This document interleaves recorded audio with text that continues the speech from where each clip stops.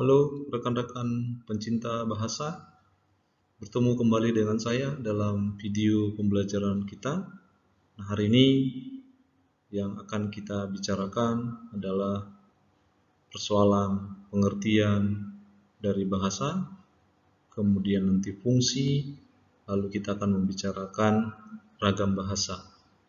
Nah, semoga Anda semua dapat mengikuti video pembelajaran dengan baik dan akhirnya nanti kita bisa menggunakan konsep-konsep ini di dalam kehidupan komunikasi kita. Nah, kita bicarakan yang pertama terlebih dahulu, apa pengertian umum dari bahasa, lantas fungsinya apa, kira-kira begitu. Nah, kalau kita merujuk satu pendapat dari seorang linguis Indonesia, yaitu Goris Kerap, sesungguhnya bahasa itu bisa diartikan sebagai sebuah alat komunikasi atau sarana kita berkomunikasi dalam menyampaikan suatu pendapat atau ide yang memang nanti itu disimbolkan dengan alat-alat ucap manusia. Nah, tentu seperti yang sudah saya jelaskan di bagian awal pertemuan kita, bahwa hanya manusia yang disebut sebagai makhluk berbahasa. Tentu pengertian bahasa yang dimaksud di sini adalah bunyi-bunyi yang bermakna yang dihasilkan oleh alat ucap manusia. Nah, itulah yang kita namakan dengan bahasa. Jadi kalau Anda mungkin mendengar bunyi-bunyi yang lain yang memang tidak dihasilkan oleh alat ucap manusia, menurut Goris Kerap itu bukan pengertian bahasa yang dimaksud sesungguhnya, namun itu adalah bunyi-bunyi yang mungkin memiliki makna-makna yang lain selain yang dimaksudkan oleh Goris Kerap. Sehingga Goris Kerap melanjutkan bahwa bahasa yang dimaksud nantinya adalah tentu memiliki simbol-simbol tertentu, ya, simbol-simbol vokal bunyi yang dihasilkan oleh manusia yang nantinya itu bisa bersifat arbitrer. Nah, apa maksudnya arbitrer? Arbitrer artinya adalah sebuah bunyi atau simbol-simbol yang nantinya itu bisa dimaknai itu karena memang pada dasarnya sudah disepakati oleh kelompok-kelompok masyarakat tertentu. Nah, misalnya di kita di Indonesia, kita mengenal ada nama kursi, tentu simbol-simbol huruf yang digunakan untuk kata kursi berbeda dengan mungkin juga orang asing, katakan orang Jerman untuk mengatakan kursi. Ada simbol-simbol bahasa yang digunakan untuk mengatakan kursi. Demikian juga mungkin negara-negara lain, katakan Inggris, juga menggunakan simbol bahasa Inggris yang menyatakan untuk kursi. Nah, itu yang disebut dengan arbitrer.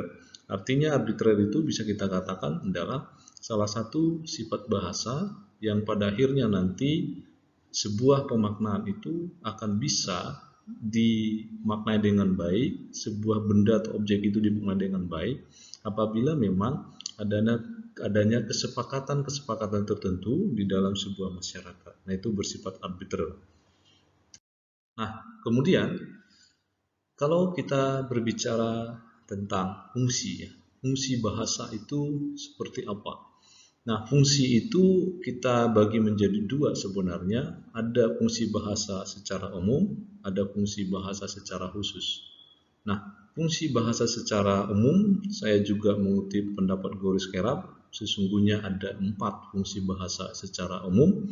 Yang pertama, tentu fungsi bahasa itu sebagai alat komunikasi. Jelas bahwa komunikasi yang kita gunakan atau kita lakukan dengan orang lain harus memiliki satu sarana atau media, yaitu bahasa. Nah, Goris Kerap mengatakan fungsi bahasa itu ada di sana, yaitu sebagai alat komunikasi. Nah, yang kedua adalah fungsi bahasa juga menurut Goris Kerap bisa sebagai alat untuk mengekspresikan diri. Nah, artinya apa? Ketika apapun yang kita alami dalam kondisi senang, mungkin susah, sedih, bahagia, atau contoh-contoh emosional yang lain, maka kita bisa mengekspresikannya lewat bahasa. Nah, saya kira di zaman teknologi sekarang, kita sudah sering menggunakan bahasa sebagai alat ekspresi diri kita. Katakan ketika Anda mungkin aktif di media sosial, menggunakan media-media sosial yang lain, entah itu misalnya Instagram, entah itu Facebook, dan lain-lain. Nah, biasanya kita itu akan rajin untuk melakukan update status. Nah, kita bisa mengekspresikan diri kita di sana untuk memperlihatkan sebenarnya apa yang terjadi pada kita. Entah mungkin nanti status kita sedang bahagia, hanya sekadar iseng saja, atau sedang marah, atau sedang ya bersyukur, yaitu macam-macam. Nah, itu bisa kita ekspresikan lewat bahasa kita. Nah, yang ketiga, fungsi bahasa menurut Goris Kerap yaitu adalah sebagai alat adaptasi sosial. Nah, artinya begini, ketika kita ingin pergi suatu daerah yang mungkin daerah itu belum kita kenali, maka kita bisa menggunakan bahasa sebagai alat untuk beradaptasi. Dengan kata lain, kita bisa mempelajari bahasa daerah tertentu, mempelajari bahasa negara tertentu, sehingga kita bisa mudah beradaptasi dengan mereka. Ketika kita mampu mempelajarinya, kita akan dianggap sebagai satu rumpun dengannya, sehingga kita mudah untuk beradaptasi. Entah beradaptasi kita itu bentuknya sekadar untuk mencari pekerjaan di sana, mungkin kita ingin studi di sana, mungkin kita ingin mencari rekanan bisnis di sana, ya kita akan pelajari bahasa mereka. Nah, itu sebagai alat untuk beradaptasi. Nah, yang keempat menurut Goris Kerap adalah sebagai alat untuk kontrol sosial. Nah, artinya apa? Bahasa itu dikatakan menjadi sebuah alat untuk melakukan aturan-aturan cara-cara berbicara. Artinya apa? Bahwa secara umum bahasa yang kita gunakan itu tentu menggunakan etika-etika yang harus dipahami bersama, sehingga ketika kita berbicara maka kita harus berhati-hati karena bahasa kita itu bisa menimbulkan dua efek, ada efek positif dan negatif. Nah, ketika kita berbicara hal yang positif, tentu kita sedang melakukan kontrol sosial untuk hal-hal yang positif. Dan sebaliknya nanti untuk yang negatif juga demikian. Nah, itu artinya apa? Hal-hal yang berkaitan positif negatif dari sebuah persoalan ini akan berkaitan erat dengan moralitas sebuah masyarakat tutur bahasa, sehingga kita harus berhati-hati ketika ingin menggunakan bahasa, sehingga bahasa sebagai alat kontrol sosial.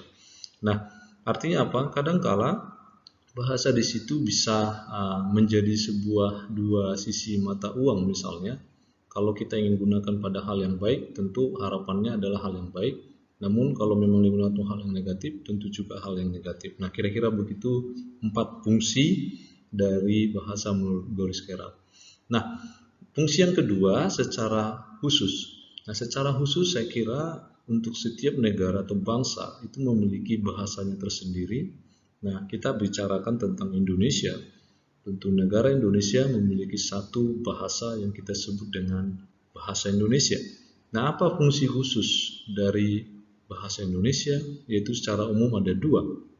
Ada fungsi yang kita sebut bahasa Indonesia sebagai bahasa nasional, dan yang kedua adalah sebagai bahasa resmi negara atau bahasa negara. Nah, dua fungsi khusus ini akan mencerminkan bagaimana kedudukan bahasa Indonesia itu di mata masyarakat Indonesia. Karena apa? Karena bahasa Indonesia sebagai bahasa nasional tentu sebagai gambaran pengikat identitas kita dari warga-warga masyarakat kita yang memang Bhinneka Tunggal Ika. Nah, bahasa Indonesia itu akan mampu mempersatukan segala perbedaan di antara kita, baik nantinya bahasa-bahasa daerahnya, kemajemukannya, juga adat-adat istiadat yang ada di sana. Nah, itu kita akan gunakan bahasa Indonesia. Nah, bahasa sebagai lambang negara itu kita katakan atau bahasa resmi, yaitu ketika kita akan menggunakan bahasa Indonesia, kita akan melihat bahwa bahasa Indonesia itu secara kenegaraan adalah bersifat resmi, sehingga apapun yang berkaitan tentang ketatanegaraan, hal-hal yang berkaitan dengan bersifat formal, maka kita akan gunakan bahasa Indonesia. Dalam dunia pendidikan kita akan gunakan bahasa Indonesia karena itu adalah lambang bahasa resmi negara. Nah, itu maksudnya di sana. Nah, oleh karena itu, dua fungsi ini saya kira bisa kita terapkan dalam kehidupan kita masing-masing. Nah, hal yang paling memperjelas nanti kita akan bicara pada topik-topik berikutnya, entah pada topik bahasa formal informal, entah pada topik nanti verbal dan non-verbal. Nanti akan ada video-video pelajaran terkait dengan hal ini. Nah, ini sekadar informasi saja bahwa kalau ada di antara Anda mendengar bahwa bahasa Indonesia itu dianggap kaku, mungkin bahasa Indonesia dianggap kuno, kurang bergengsi, kurang prestis. Nah, saya kira itu sebagai sebuah opini sah-sah saja. Tapi kalau kita melihat fakta dan kenyataan yang ada, ternyata tidaklah demikian. Nah, bahasa Indonesia kalau kita perhatikan di zaman sekarang itu, bahkan negara-negara lain lebih menghargai bahasa Indonesia itu banyak dipelajari di negara-negara lain, dan bahkan di sini ada 45 negara. Anda boleh nanti cari sumber ini, Anda boleh klik di Google misalnya negara-negara apa saja yang mempelajari, bahkan negara-negara Asia Tenggara saja sudah ada misalnya ya. Di Thailand misalnya sudah dipelajari, yaitu beberapa hal yang berkaitan bahwa ternyata bahasa Indonesia itu tidaklah seperti yang dikatakan itu. Di Vietnam juga sudah dipelajari ya. Bahkan di Australia katanya di sini menjadi bahasa yang populer keempat dari 500 sekolah. Nah, itu luar biasa. Nah, ini harus menjadi sebuah sebuah pertanyaan menggelitik untuk kita sendiri. Nah, kalau kita di Indonesia bagaimana? Apakah ini menjadi bahasa populer di zaman sekarang di tengah-tengah banyaknya bahasa asing ya, gempuran bahasa asing, entah itu nanti bahasa Inggris, entah itu misalnya bahasa Korea dengan ya mungkin film-film drakornya yang cukup digemari oleh anak-anak muda sekarang. Nah, itu juga kita perhatikan. Nah, kemudian juga di sini dikatakan bahasa dan musiknya diperdengarkan ya. Jadi lagu-lagu kita juga cukup digemari oleh negara-negara asing, dan bahkan lagu-lagu Indonesia, band-band Indonesia kalau Anda perhatikan mungkin ada beberapa versi yang juga sudah dinyanyikan, di cover ulang kira-kira begitu. Nah, ini beberapa informasi-informasi penting yang saya kira ini menjadi pemantik bagi kita, atau khususnya bagi Anda yang pelajari mata kuliah bahasa Indonesia, bahwa sesungguhnya bahasa Indonesia tidaklah seperti apa yang dikatakan oleh orang-orang sana, bahwa bahasa Indonesia mungkin kurang bersaing atau yang lainnya. Nah, ini sebagai informasi untuk Anda. Nah, berikutnya kita bicarakan ragam bahasa. Nah, ragam bahasa itu sesungguhnya nanti akan berkaitan dengan variasi-variasi bahasa oleh pemakaiannya. Nah, karena ada pemakaian-pemakaian bahasa tertentu, maka tentu ragamnya itu akan ada. Nah, ini istilah-istilah yang muncul di dalam ragam bahasa, ada yang kita sebut dengan idiolek, ada yang kita sebut dengan dialek, ada yang kita sebut dengan sosiolek. Nah, secara gamblangnya, idiolek itu boleh kita katakan adalah ciri khusus yang muncul pada setiap diri manusia ketika berbahasa. Nah, ini ciri khususnya akan membedakan orang lain dengan orang lain juga ketika berbicara. Itu terlihat juga dari tekanan suaranya, nadanya, tinggi rendahnya suaranya, warna suaranya. Ada orang mungkin ketika berbicara itu dengan suara ngebas misalnya begitu ya, memberikan suara yang cukup berpowerful atau kuat. Ada orang yang mungkin suaranya kecil, volumenya. Nah, artinya ideologi ini memunculkan warna-warna khusus dari kualitas suara seorang, sehingga kita nanti ketika berbahasa kita bisa mengenalinya. Nah, contoh yang paling mudah Anda terapkan ketika ideolog ini bisa kita lihat misalnya beberapa mantan presiden Indonesia yang saya kira setiap ideolognya berbeda-beda. Misalnya Pak SBY ideolognya seperti apa, berbeda tentu dengan Pak Jokowi, berbeda dengan juga Pak Soeharto, berbeda juga dengan misalnya warna suaranya dengan Pak Soekarno, Ibu Megawati, B.J. Habibie. Nah, ini disitulah terletak ideolog.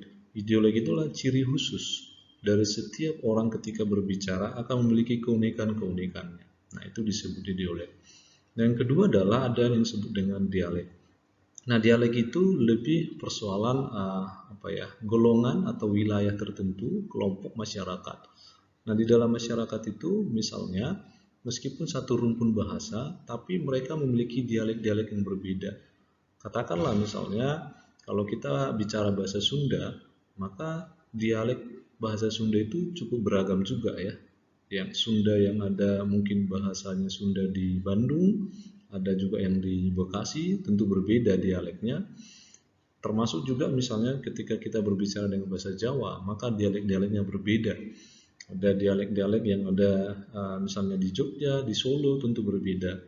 Nah, di dalam ragam bahasa Batak juga demikian ya. Maka dialek-dialeknya akan beragam karena itu tergantung pada dialek wilayahnya tertentu. Nah, itu yang disebut dialek.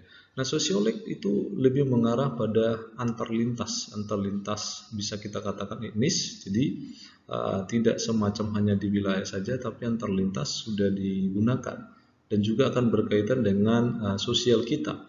Ada orang-orang menggunakan ragam sosioleknya itu karena bidang pekerjaannya tentu berbeda. Ada orang karena bisnis misalnya, karena dia adalah seorang pendidik, karena dia seorang artis, maka sosiolek yang dimunculkan juga berbeda-beda. Nah, ini istilah-istilah yang muncul ketika kita berbicara ragam bahasa. Nah, dengan kata lain, ragam-ragam itu juga akan memunculkan satu apa yang kita sebut dengan laras bahasa. Nah, laras bahasa itu artinya adalah kesesuaian ragam-ragam yang digunakan pada konteks-konteks penggunaan bahasa itu. Nah, misalnya kalau dalam dunia perfilman, tentu nanti ragam yang digunakan tentu perfilman ya, bahasa perfilman. Kalau adalah ragamnya misalnya jurnal, maka ragam yang digunakan tentu adalah bahasa yang ilmiah. Kalau ragamnya itu berkaitan dengan hal-hal yang katakan sastra, maka nanti ragam yang digunakan adalah berkaitan dengan sastra, puitis, misalnya katakan tentang puisi, tentang novel atau cerpen. Nah, itu adalah laras bahasanya. Artinya laras itu kesesuaian dengan ragam yang digunakan pada konteks pemakaiannya. Nah, ini beberapa varian-varian yang tadi saya sebutkan. Anda bisa memperdalamnya dengan dialek-dialek ya, khususnya dialek regional, wilayah ya. Misalnya ada yang di Melayu Riau, mungkin ada Melayu yang ada di sekitar daerah-daerah kita. Di Jakarta mungkin berbeda, meskipun ada orang Melayu misalnya di Tanjung Balai misalnya mungkin berbeda, di daerah-daerah tertentu dan Melayu-Melayu yang ada di sekitaran Medan mungkin ada yang akan berbeda dengan yang ada yang lain. Sama seperti yang saya katakan tadi, mungkin di Jawa akan berbeda nanti dialeknya di Jawa di Jogja dengan mungkin ada juga ya mungkin orang Jawa yang lahir juga di Sumatera Utara yang sering juga puja kesuma disebut disingkat begitu. Nah, itu berbeda-beda tergantung ya lokalisasi atau wilayah-wilayah tertentu yang menyebabkan ini. Nah, dialek sosial juga berkaitan dengan dialek wanita, dialek remaja ya. Misalnya orang remaja tentu memiliki ciri-ciri khusus penggunaan bahasa di antara mereka. Sesama orang dewasa juga menggunakan demikian. Dialek temporal itu berkaitan dengan waktu ya. Biasanya waktu itu akan berkaitan dengan perubahan-perubahan tertentu. Nanti akan diperjelas dengan pada slide berikutnya. Nah, dialek tadi saya sudah jelaskan ciri khususnya. Hal-hal yang memang menunjukkan bahwa saya berbeda berbahasanya ketika orang lain juga berbahasa dengan hal-hal karakteristik vokalisasi suara yang dimunculkan. Nah, ini salah satu contoh. Nah, di kita, saya kira Anda juga sudah tahu bahwa antara kita negara Malaysia dengan Indonesia itu merupakan satu rumpun bahasa ya, Melayu ya, yang itu kita itu sebenarnya akar bahasanya dari Melayu. Namun seiring perjalanan waktu sebenarnya perbedaan-perbedaan itu bisa muncul ragamnya dan dialeknya berbeda-beda. Nah, ini ragam-ragamnya. Nah, saya kira Anda bisa membacanya satu persatu. Misalnya di Indonesia kita mengenal kata senang, di Malaysia justru menggunakan istilah katanya seronok. Kita istilah bermain sepak bola, kita bagi mereka mungkin bola sepak misalnya. Kita mengatakan sepatu, bagi mereka menamakan kasut. Kita mengatakan berhasil, mereka berjaya gitu ya. Kita mungkin mengatakan guru, nah di sana ciku ya. Mungkin di antara Anda senang menonton Upin Ipin ya. Nah, ini biasanya kita dengar dan lumrah atau istilah-istilah ini sangat tidak asing pada telinga kita. Ada kata lihat di Indonesia, teman kita Malaysia mengatakan tengok. Kita mengatakan toilet dan tandas. Nah, dan yang lain-lain. Nah, saya kira di sini jelas membuktikan bahwa antar Antar negara serumpun saja pun akan memiliki ragam-ragamnya, dialek-dialeknya yang cukup melihat perbedaan-perbedaan di antara kita sebagai penutur sebuah bahasa yang memang akar bahasanya sama-sama Melayu. Nah ini Anda bisa mungkin mencari contoh-contoh lain selain dari contoh-contoh yang ada ini. Yang jelas adalah contoh-contoh ini membuktikan bahwa ragam-ragam itu akan tergantung juga pada dialek-dialek sebuah wilayah, negara, ataupun bangsa ya. Ini yang disebut dengan konsep-konsep yang saya jelaskan tadi. Nah, tentu akan muncul pertanyaan, apa yang melatar belakangi atau apa penyebab atau faktor apa yang menyebabkan sehingga ragam bahasa itu muncul atau ada kira-kira begitu. Nah, secara umum ada dua yang mau kita bicarakan. Yang pertama adalah faktor sosial. Nah, faktor sosial itu artinya keseluruhan kehidupan manusia itu yang meliputi nanti bagaimana status sosialnya, bagaimana tingkat ekonominya, bagaimana juga umurnya, jenis kelaminnya. Nah, dari hal-hal ini bisa menyebabkan ragam itu muncul. Misalnya, saya status sosialnya. Nah, tentu status sosial ini akan berkaitan dengan marwah diri misalnya. Mungkin persoalan status sosialnya itu adalah seorang pejabat, misalnya pimpinan. Maka ragam-ragam bahasa yang digunakan tentu berbeda dengan yang bukan pejabat misalnya. Ekonomi. Nah, ini bisa kita lihat. Maaf kata misalnya orang-orang yang miliarder, orang-orang kaya akan berbeda ragam bahasanya dengan orang-orang yang katakan kurang mampu karena akan berpengaruh pada pilihan-pilihan kata yang digunakan. Nah, umur juga demikian. Misalnya kita orang dewasa, ragam bahasanya akan berbeda dengan anak-anak yang mungkin belum sepaham dengan apa yang kita katakan sebagai orang dewasa. Jenis kelamin juga demikian. Nah, ini sudah pernah diteliti bahwa antara pria dan wanita itu memang ragamnya berbeda. Ragam wanita itu arahnya kepada persoalan pemilihan-pemilihan diksi yang berkaitan dengan perasaan-perasaan, itu umumnya. Nah, untuk yang pria itu biasanya berkaitan dengan logika. Nah, itu boleh Anda percaya, boleh tidak, tapi sesungguhnya memang ragam antara pria dan wanita juga akan terlihat ya saat topik-topik apa yang mereka bicarakan, yang biasanya topik-topik khusus apa yang bicarakan wanita dan juga pria. Nah, itu bisa dilihat. Nah, yang kedua adalah faktornya itu faktor situasional. Nah, ini situasional ini akan berkaitan pada keberadaan bahasa yang akan kita gunakan atau ragam itu pada saat kapan, meliputi apa misalnya, topiknya tentang apa, mitra tuturnya ya, siapa teman kita berdiskusi. Misalnya kalau Anda bertemu dengan dosen Anda, tentu berbeda cara bicara Anda ketika Anda bertemu dengan teman Anda, orang teman yang karib Anda atau orang-orang sekitaran Anda, itu akan berbeda pilihan-pilihan diksi yang Anda gunakan terkait ragam Anda. Nah, waktu juga ya, bahasa yang berkaitan dengan waktu akan kita gunakan dengan baik. Waktunya kapan? Apakah waktunya itu betul-betul berkaitan dengan hari? Apakah waktunya itu akan berkaitan dengan jam? Nah, ini juga diperhatikan pilihan-pilihan diksi kita. Apakah memang waktu itu akan mempengaruhi keformalan bahasa kita? Nah, ini juga dipengaruhi hal ini. Dan tujuan pembicaraan. Nah, tujuan pembicaraan itu juga akan berkaitan dengan bersifat keilmiahan atau tidak ya. Ada orang berbicara itu hanya sekadar santai saja. Ada orang yang memang tujuan pembicaraan itu menyatakan hal yang rahasia.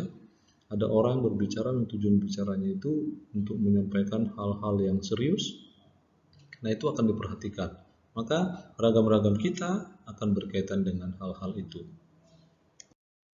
Nah, kita masuk pada spesifik ya, jenis-jenis ragam bahasa. Ada beberapa jenis kalau mau kita klasifikasikan. Yang pertama adalah jenisnya berdasarkan kekakuan, kebekuan tulisan. Nah, ini tolong dibedakan dengan kebakuan. Nah, kekakuan itu atau kebekuan, beku artinya ini sebuah ragam yang memang sudah paten, tidak mudah untuk diubah-ubah ya. Artinya ini bahasa yang sudah betul-betul kaku. Ketika ingin melakukan perubahan itu saya kira itu cukup sulit karena ini sudah disepakati dan ini sudah merupakan bentuk-bentuk yang cukup panjang perjalanannya yang kita sebut dengan istilah ragam frozen. ragam yang memang sudah kaku, sudah beku.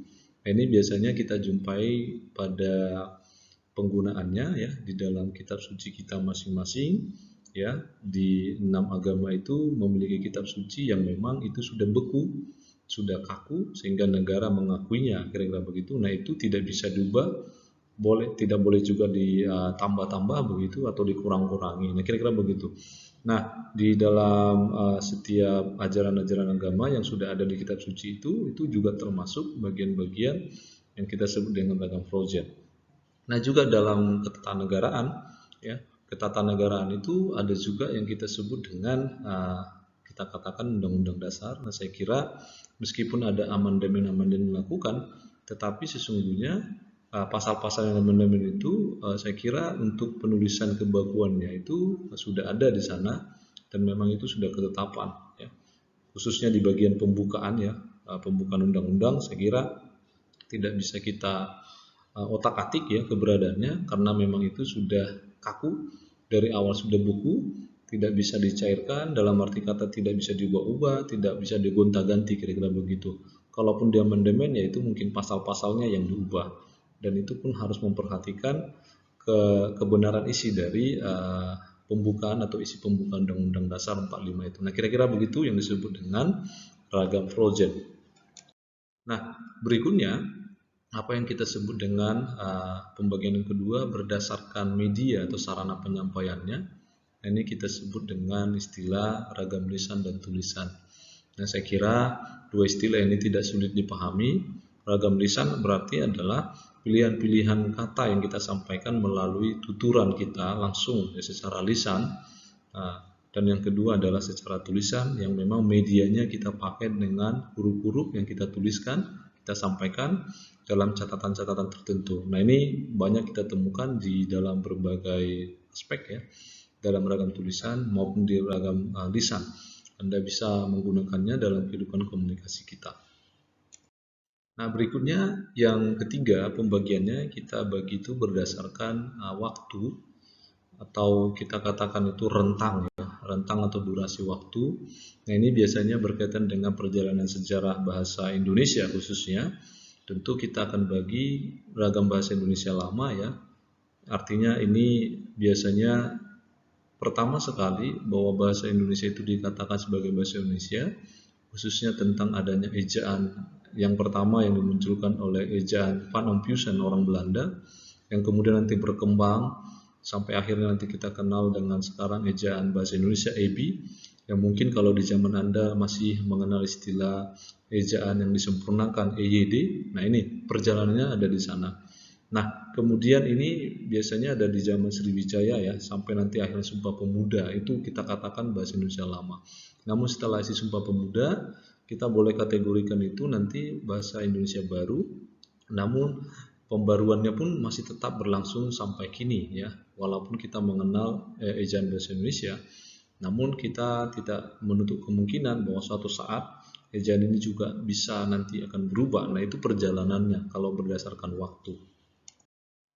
Nah, yang berikutnya yang keempat kita bagi berdasarkan situasi pemakaiannya. Sesungguhnya kita sebut dengan ada istilah bahasa formal, ada istilah informal dan semi formal. Nah, khususnya nanti bahasa formal dan non formal atau bahasa resmi tidak resmi nanti kita akan bicarakan khusus di dalam video-video selanjutnya. Intinya dalam ragam formal adalah sebuah ragam yang memang situasi pemakaiannya adalah pada saat situasi yang resmi, sedangkan yang non formal itu situasinya itu tentu tidak resmi. Sedangkan semi formal itu digunakan ya di antara situasi yang resmi dan tidak resmi, yaitu biasanya kita jumpai pada penulisan surat kabar. Nah, tentu surat kabar itu juga akan bermacam-macam ya. Kita bisa menilai ada surat kabar yang memang betul-betul penulisannya sudah diakui, misalnya seperti Kompas ya, Media Indonesia. Tapi banyak juga surat-surat kabar yang memang penulisannya itu sangat-sangat buruk misalnya ya. Ada beberapa penulisan yang belum ditulis dengan baik. Nanti Anda boleh cari beberapa berita-berita surat-surat kabar tersebut yang itu memang kita bisa melihat ragam-ragamnya itu memang kadang-kadang cukup sulit dipahami dan mungkin bagi orang membacanya cukup mudah, itu tergantung. Nah, sehingga nanti pembagiannya berdasarkan situasi pemakaiannya. Nah, yang kelima, ada juga ragam berdasarkan sudut pandang penutur.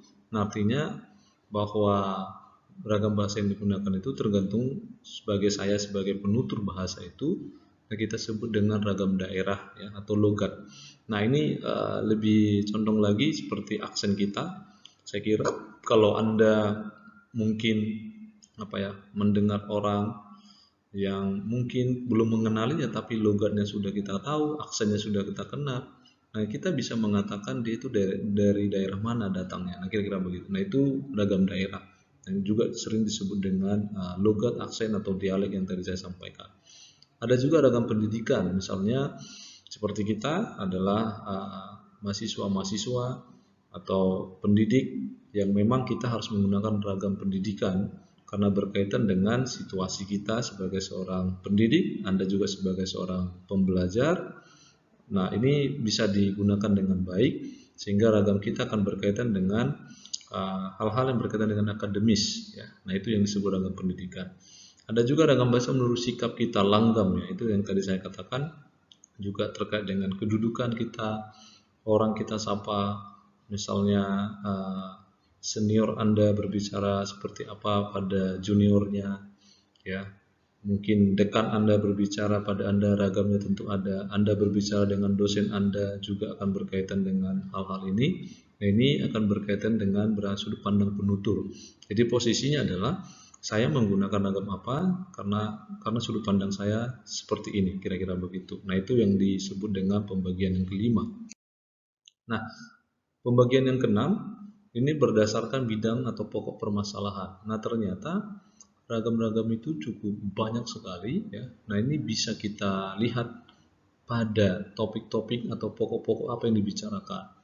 Nah, ragam bahasa ilmiah ya, kalau kita berbicara dengan topik yang ilmiah, misalnya jurnal, nanti akan kita bicarakan jurnal. Nah, tentu nanti ragamnya adalah yang ilmiah. Kalau Anda senang dengan sastra, maka topiknya tentang sastra, maka kita harus gunakan bahasa sastra. Kalau Anda senang dengan persoalan hal-hal yang berbau iklan, maka kita akan menggunakan bahasa-bahasa iklan yang memang sugestif ya.